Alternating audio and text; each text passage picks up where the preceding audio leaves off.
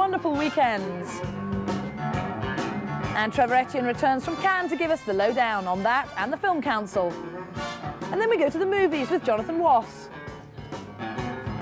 Now, on Sunday, right here on BBC Choice, there's a rerun of the critically acclaimed... What are you doing with that feather? Lovely. Critically acclaimed series Holding On, written by the marvellous Tony Marchant, who recently, of course, adapted the BBC's latest Dickens, Great Expectations. The series stars the wonderful Trevor Etienne, who joins us in a moment hot off the plane from Cannes. But first of all, here's a reminder of how good it was and is.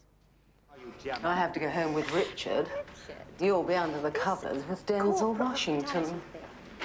Can you fix up for He's good company. Carling after the rugger? Well, don't you think? Oh, sorry. It's going fine. Lloyd's looking a bit blank. Tell him what you do, Richard. Oh, Henley, Twickenham, the cricket. If companies want a day out for their clients, I put a package together and organise it for them. So middle-aged men can drink champagne in a marquee whilst watching it on TV. What about you, Lloyd? Oh, it's hush, hush. Oh, really? He's a security consultant. That's right.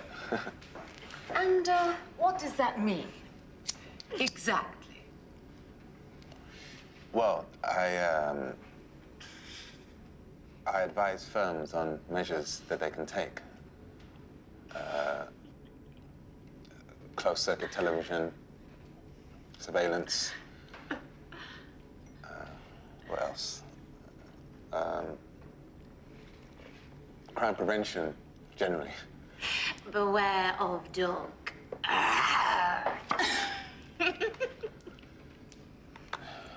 I suppose it's the future, really, isn't it? Ivory towers.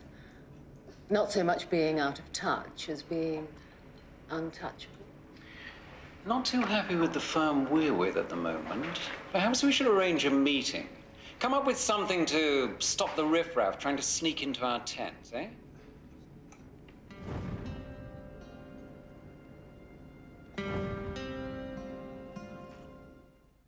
Oh, and here he is with us now, fresh off the plane from Cannes. It is the lovely Trevor Etienne. Hello, Trev! Hello, Julia. Hello, You've got to stay awake, haven't you, Yes, my I have. darling? You've had Yes. a bit of a hard time in Cannes, haven't you? Yeah, too much partying, I think. Too much partying. What was the earliest you got to bed? Probably around 7 o'clock in the morning. 7 o'clock in the morning. Yeah. That is quite good going, isn't it? Yeah. I don't think even Martin, our top party boy and cable basher extraordinaire, could stay up that late.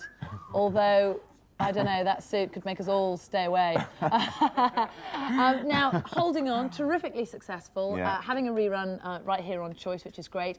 But I want to know about the nude scene that you had to do in it, because I saw it the first time round and loved it. And What, the nude scene? Yeah, of course.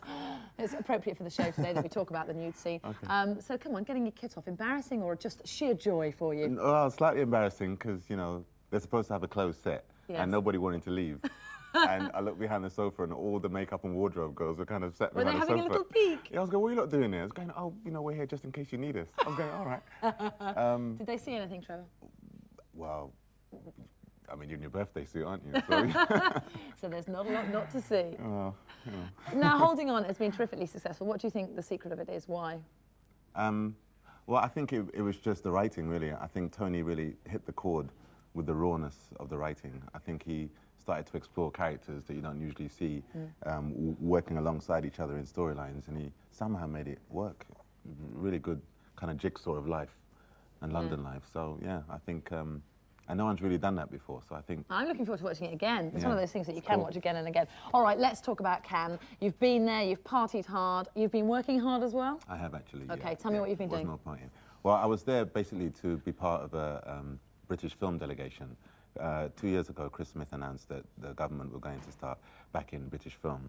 The Film Council idea? Yeah. Yeah. So 2 years on, Chris was in Cannes to announce the findings of that report that I've been helping put together with the rest of the committee, the Film Action Policy Review Board. And basically, what's come out of it is that there's going to be a new skills investment fund, and that's going to help training. So the government and all production in the US, all production including stuff from the US and the UK, anything that's being filmed in the UK is going to pay a 5% levy over a budget of, I think, something like, I think it's about 150 grand, something like that. I'm not sure. And basically, any films that are made here, there'll be a levy, and that levy will be paid into training alongside what the government are going to put in. To try and expand the industry and create experts, train experts. And nurture new talent in writing and screenwriting and filming and camera work and sound and the whole 9 yards. So that's going to be very exciting. Excellent. So that's good news that's for the very British good film news. industry. That's very good news. And how did Britain hold its own out there in Cannes amongst the tough boys? Because competition fierce out there. Yeah, definitely. I mean, there were two films, East is East and Beautiful People, that were doing really good business, two British films. And another part of what came out of Chris's announcement was the creation of a new film council. And that's going to be an amalgamation of all the film industry funding bodies all working together, umbrellaed under one roof. So it's going to, I think, help with the cohesion of how people go about trying to get things done. Marvellous. So, yeah, it's going to be good. So a productive Cannes for Britain. I think so. And a productive Cannes for you. I think so. Partied all night. So Yeah, that's cool. We like that. Do you have an enduring memory or an enduring picture that you can remind us all of Cannes? I mean, every year there's something. I always remember Pam Anderson in the PVC outfit when she was promoting that awful film. What was it called?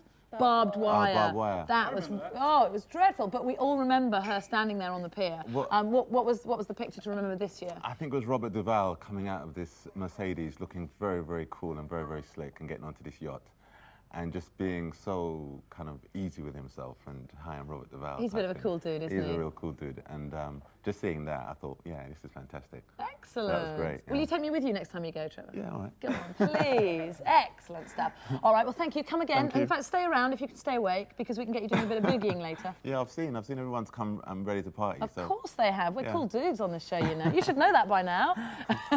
All right, now all of this talk of movies brings us nicely to Film 99, which of course has recently been taken over by Jonathan Wass. And we caught up with old JR quite recently to find out how he's slipping into those old comfy shoes.